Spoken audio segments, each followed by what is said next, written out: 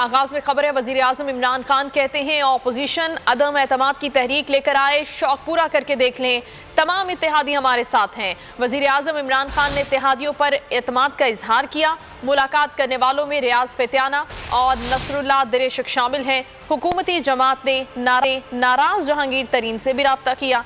वफाकी वजीर ने टेलीफोन पर जहांगीर तरीन से बातचीत की।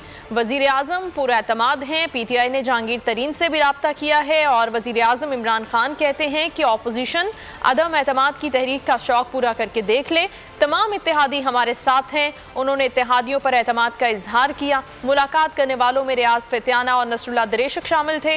हुकूमती जमात ने नाराज जहांगीर तरीन से भी रब्ता किया है। वफाकी वजीर ने टेलीफोन पर जहांगीर तरीन से बातचीत की है।